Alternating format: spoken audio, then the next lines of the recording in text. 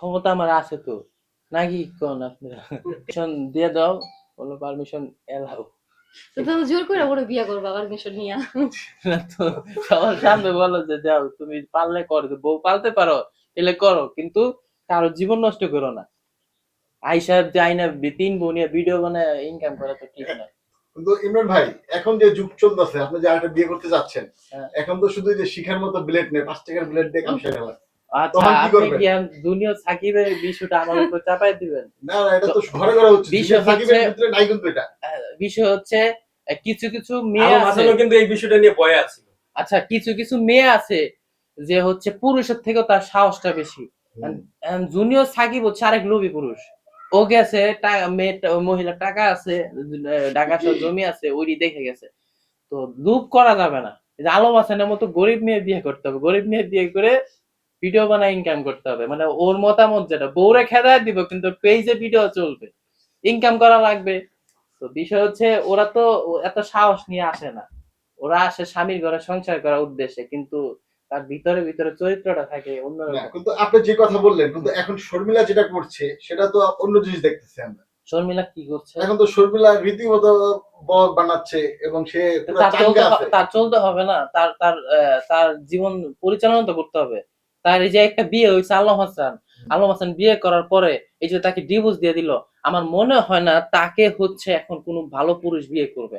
কারণ তার জেনে শুনে তো করবে না। আর দেশের মোটামুটি প্রায় 80% মানুষ জানে তার একটা বিয়ে হয়েছে।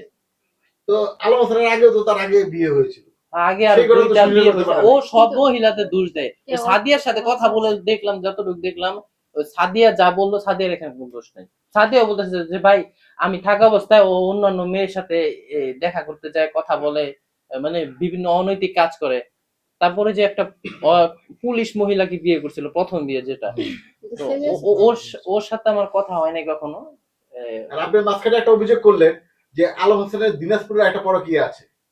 দিনাজপুরে ও একটা মেয়েকে নিয়ে একজনের বাসায় গেছিল, যার বাসায় গেছিল তার সাথে আমার কথা হয়েছে, এবং সে আবার এগুলো ভিডিও করে রাখছে কিছু অংশ। তো এরকম কোন ডকুমেন্টস কি আপনি দিতে পারবেন? আপনি তো অবশ্যই প্রমাণ পারবো, চাইলেন। কিন্তু এখন অ্যাটেন্ড এই অবস্থা দিতে পারবো না। আমার ফ্রেন্ড সুজন, আলম হাসান চিনে, নামটা বললাম সুজন, তাকে সে ভালো করে চিনে, তার কাছে যে এই ডকুমেন্ট গুলো আছে। আলম তো ওইটি এমনি এমনি বলছে যে যেহেতু তার ভিউ নেই গা এই জন্য, আর আমাদেরকে তো সবাই চিনে নাকি, তো আমাদের কথা বললে হয়তো একটু বেশি ভিউ পা, আর ও চাইতেছিল ট্রেন্ডিং আসার জন্য। যেহেতু ওর বউ চলে গেছে, অবশ্যই ওর তো কইরা খাইতে হইব নাকি। তো এই হচ্ছে বিষয়। তো আমি ওর মানে ওর বউয়ের হচ্ছে কাবিন নাম 4 লাখ টাকা ছিল, যে শর্মিলার। 3 লাখ ও টাকা। 3 লাখ টাকা ছিল।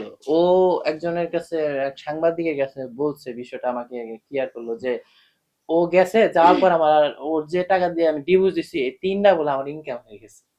আলম হাসান তার লাইফে, তাকে আমি এই যে ভিডিওর মাধ্যমে বললাম, তো মানুষের আল্লাহ তাআলা বলছে যে মানুষের অন্যায় তুমি গোপন করো, আমি তোমার দোষ গোপন করে রাখবো।